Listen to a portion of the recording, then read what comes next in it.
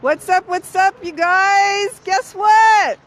I'm here with Miguel Martinez from Klique Car Club. Awesome, awesome. We're going to give Facebook a minute to notify you guys that we're here live, and then we're going to go into our interview. But I want you to check out the scene a little bit. I'm going to turn the camera around as I wait for people to start to be notified there. Check it out, check it out. All right. So we got Miguel here. And Miguel, how long have you been in the car club here with Klique Car Club? I've been with Klique about a little over 5 years now.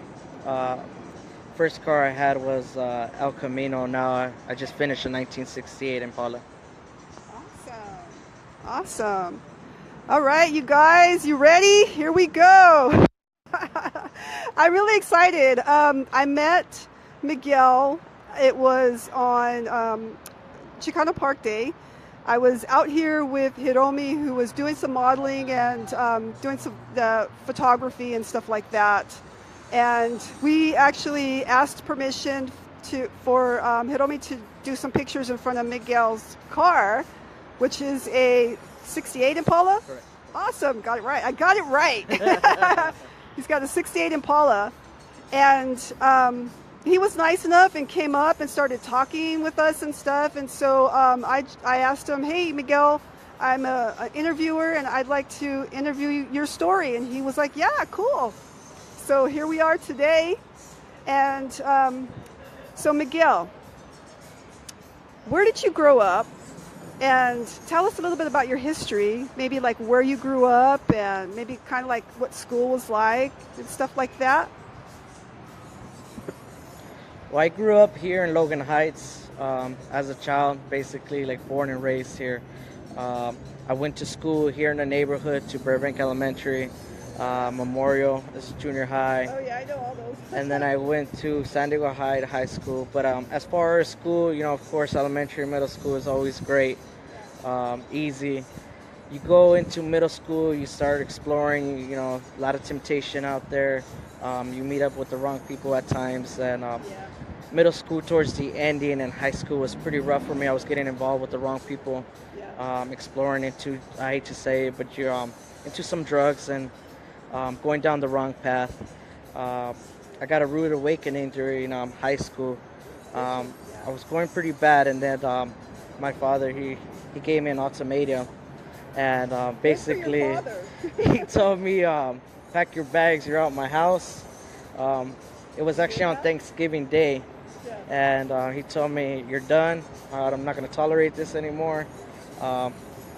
It was a rude awakening. I started realizing, like, man, are my friends really going to be there for you? You know, in high school, they always tell you they're going to be there for you and this and that. During childhood or your teen years, you know, some friends say they're going to be there for you, and in reality, it's a slap in the face, and they're really not. You know, there's a few good friends that I still talk to from high school and everything like that. The other ones just disappeared on me. But that's how school was for me. Luckily enough, I got my stuff together. I graduated high school.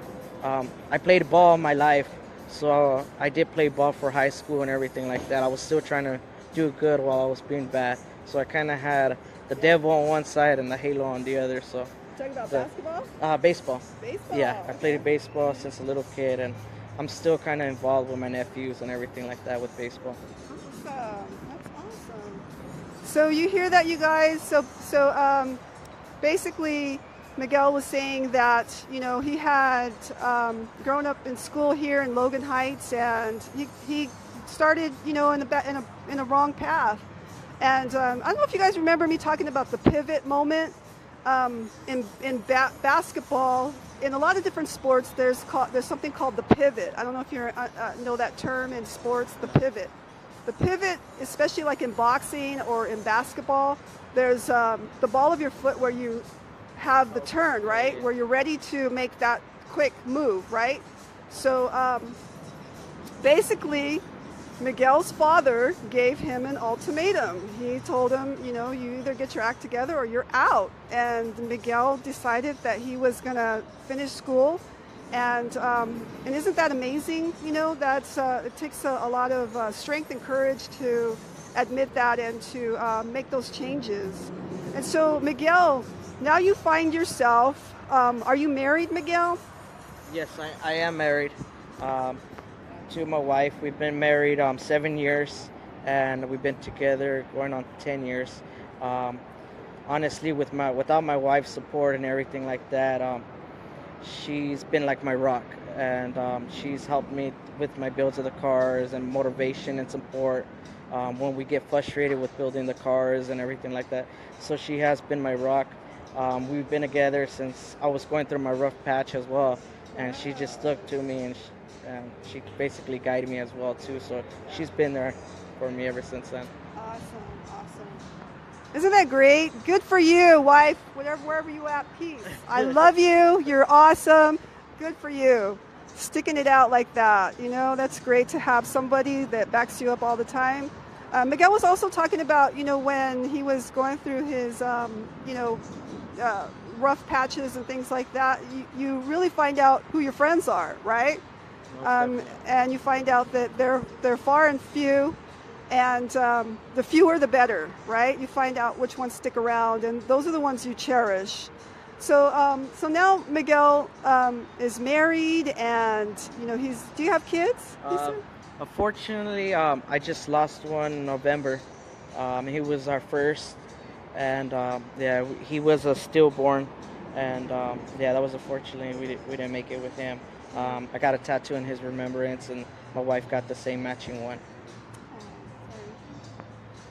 Wow, sorry to hear that, Miguel.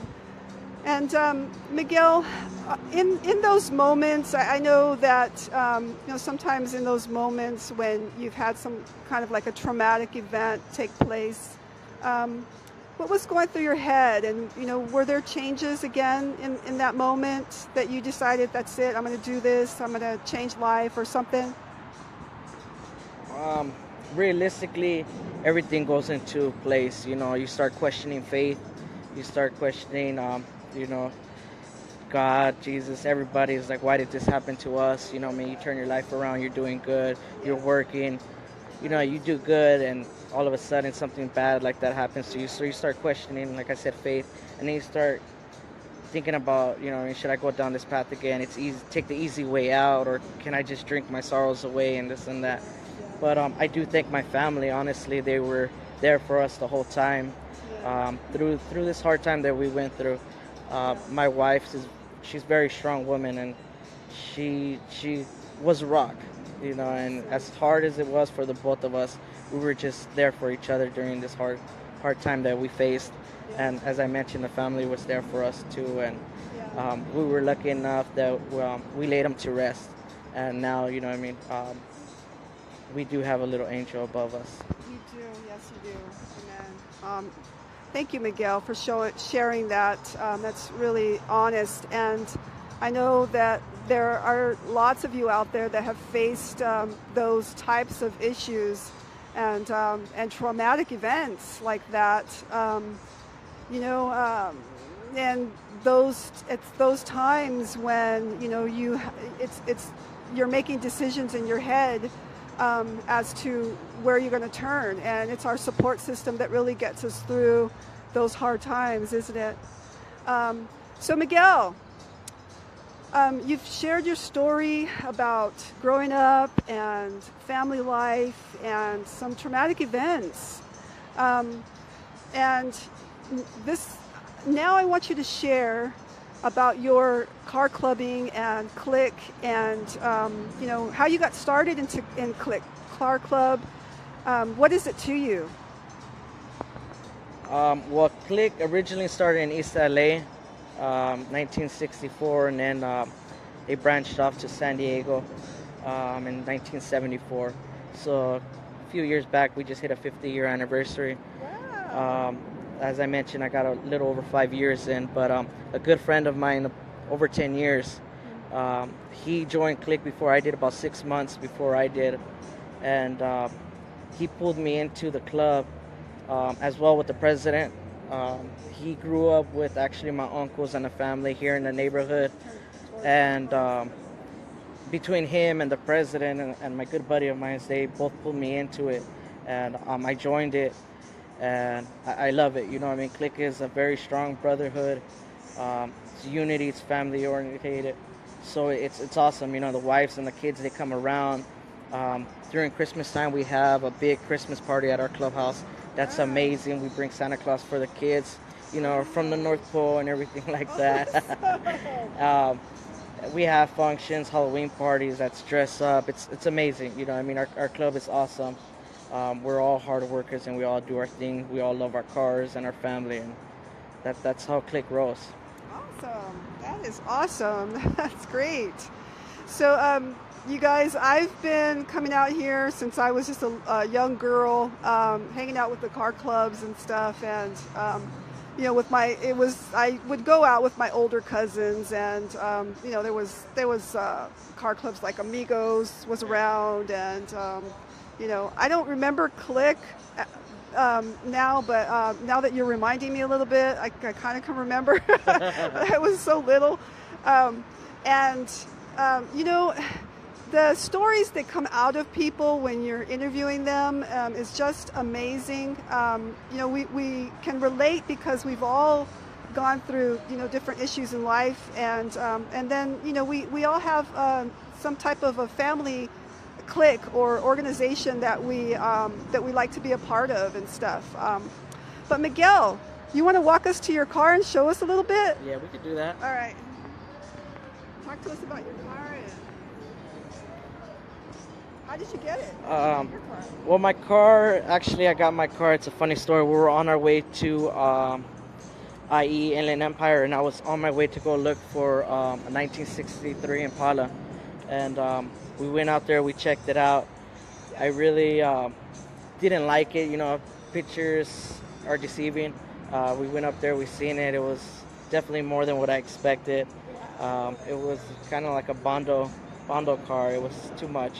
On my way down, we stopped in Escondido, and I seen a 1968 Impala that was actually a ragtop convertible. It was definitely a big project car. We didn't meet up with numbers and everything like that. Halfway down, he calls me, tells me go back. I was like, nah, you know what, I'm cool, let me keep my options open.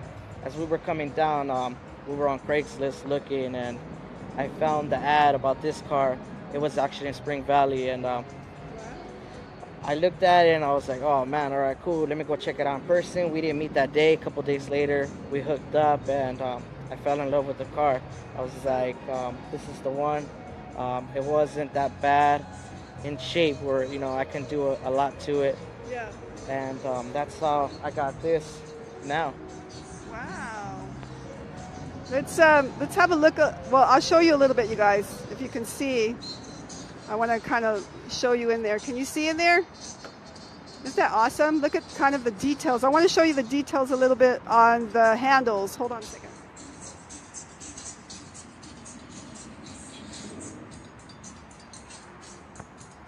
Awesome. That's just an amazing car. If you can see that right there. Who's the artist? Can you tell us who the was it the pinstriping and stuff or did you already have it like that? No, I didn't get it like this. Actually, the paint was done over there in Tijuana by Balos Customs. Mm-hmm. The interior was also done in Tijuana as well by German. I pretty much picked the color scheme of both interior and outside. Nice. The outside is a pearl purple, and my roof and trunk are actually candies, purples, and I got a fiberglass as well inside my interior. Then I had like friends, of course, that helped me out a lot. You know, I give thanks to Bobby that has helped me out. My brother-in-law Ramon, he's helped me out a lot too. And I'm sorry if I didn't, you know, mention you or anything, but I do appreciate all the ones that helped me. The chroming and everything, the engraving was done over there in Orange County with AP Show Chrome. that's basically where I'm at right now. I still got a lot of work to do. I'm not where I'm at, where I want to be, but I still I want to chrome out my undercarriage, do a chrome engine, do the whole 9 yards.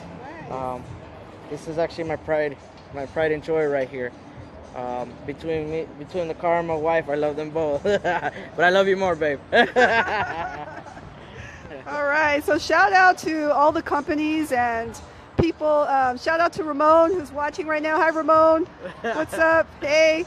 Shout out to Pastor Bruce right now. Who else is on right there? Martin. What's up, Martin? Martin is a jiu-jitsu instructor, one of my friends.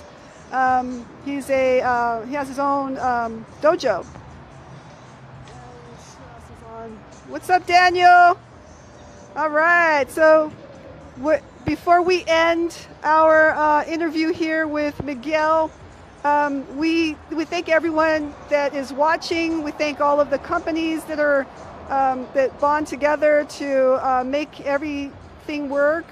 And you know, we can't do what we do by ourselves, right? Correct? So we do it together. And here in SD, that's what we're about. We're about connecting and doing things together in unity, yeah? How do you feel about that? Most definitely, unity, friendship, all of the above. You know, it keeps us striving, keeps us going, especially the community and on all the friends and everybody we have for family. It just keeps us all going and keeps our head straight. That's the main thing. Amen. All right. So with that, we'll be ending, and we're going to peace out. Thank you, Miguel. Really appreciate your time and your interview. That was awesome. Peace out, you guys. And we love you. To Miguel's wife, what's her name? Ricky Martinez. Ricky Martinez. All right. Peace out, you guys.